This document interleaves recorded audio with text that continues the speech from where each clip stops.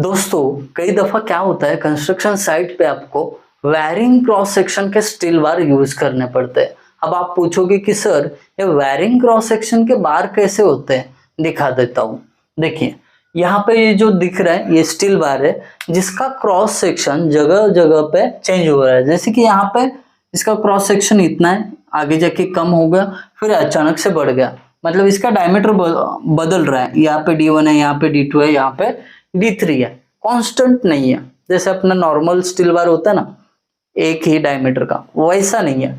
तो ऐसे steel bar कभी आपने कंस्ट्रक्शन साइट में यूज किए और उसका इलोंगेशन यानी चेंज इन लेंथ चाहिए, कितना लेंथ बढ़ गया या कम हो गया ये चाहिए, तो वो कैसा निकालोगे?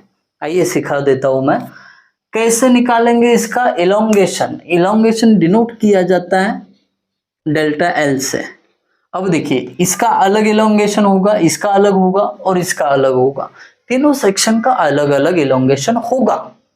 अब तीनों को अलग अलग निकालेंगे, ऐड करेंगे तो आपको टोटल इलोंगेशन मिल जाएगा। जैसे कि पहले का इलोंगेशन डेल्टा L1 प्लस दूसरे का डेल्टा L2 और तीसरे का डेल्टा L3। अब डेल्टा L का फॉर्मूला भली बात ही जानते हो आप, क्या है? PL अपॉन AE बराबर। अब ये पहले के लिए है, इसके लिए P1 L1 A1 E1 plus ये दूसरे का है, इसके लिए P2 L2 upon A2 E2 plus ये तीसरे का है, इसके लिए P3 L3 upon A3 E3। But अब ध्यान देके देखना, 1 2 3 तीनों सेक्शन के लिए जो फोर्स है PO सेम है, तो उसमें P1 P2 और P3 ये लिखने की जरूरत नहीं है, सबको सेम ही फोर्स लग रहा है और P ही है, वो कॉमन है सब में। दूसरी बात, ये मटेरियल और ये मटेरियल, तीनों मटेरियल सेम ही है। जो स्टील बार बना है एक ही मटेरियल का बना है, तो उनके यंग्स मॉडुलस के वैल्यू भी सेम होंगे, E। तो अब आपको तीनों टर्म्स में दो चीजें कॉमन दिखेंगे, एक P दूसरा E। तो जो कॉमन टर्म्स है उसको बाहर निकालते हैं तो आपको फाइनली डेल्टा L का फॉर्मूला मिल जाएगा।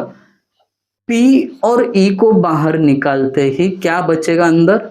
L1 upon A1 plus L2 upon A2 plus L3 upon A3। That's it. ये आपका टोटल एलोंगेशन निकालने का फॉर्मूला बन गया। और इसी फॉर्मूला को यूज करके हमें क्या करना है, हमें निकालना है total elongation of cross section wiring bar. That's it. तो चलिए सॉल्व करते हैं एक न्यूमेरिकल, तो और डिटेल में समझ जाएंगे। तो देखिए दोस्तों यहाँ पे ये जो न्यूमेरिकल दिख रहा है आपको, ये विंटर 19 के एग्जाम में पूछा गया था। अब ये न्यूमेरिकल का हमें क्या करना है, टोटल इलोंगेशन निकालना है, मतलब क्या? Delta L. आइए देखते हैं कैसा निकालते हैं डेल्टा एल। उसका फॉर्मूला अभी अभी देखा हमने, क्या है?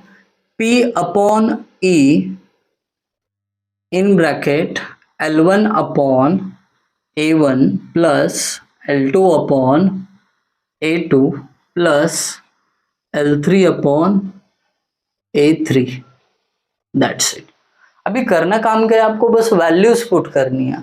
देखिए P का वैल्यू 150 किलो न्यूटन है, तो उसको न्यूटन में लिखेंगे 150 इंटू 10⁻³ है ना, हमेशा हम न्यूटन में वैल्यू पुट करता है।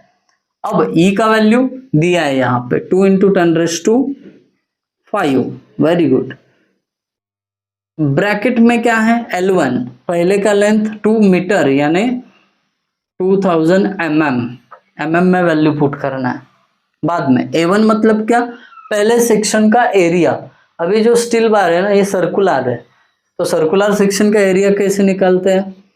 π/4 इंटू D² यानी पहले सेक्शन के डायमीटर का स्क्वायर यानी 30 का स्क्वायर प्लस अब L2 4 मीटर यानी 4000 मीटर mm।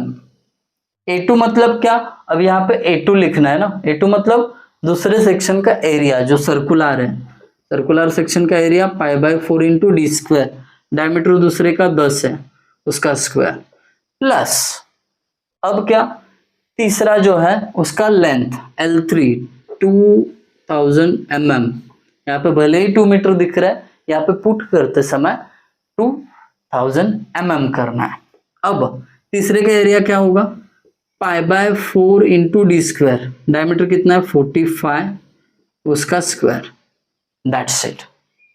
अभी क्या करना है, सिंपली आपको इसका कैलकुलेशन करना है और वैल्यू बताना है। ये जिम्मा आप उठा लो और मुझे ना डेल्टा एल का वैल्यू बता देना, कैलकुलेशन थोड़ा सही सही कर लेना, है ना। यहाँ पे चाहिए तो एरियाज पहले निकाल के रखो और फिर इसमें पुट करो, तो आपको आंसर करेक्ट और एक्यूरेट मिल जाएगा। तो कमेंट सेक्शन में इसका आंसर जरूर बताना।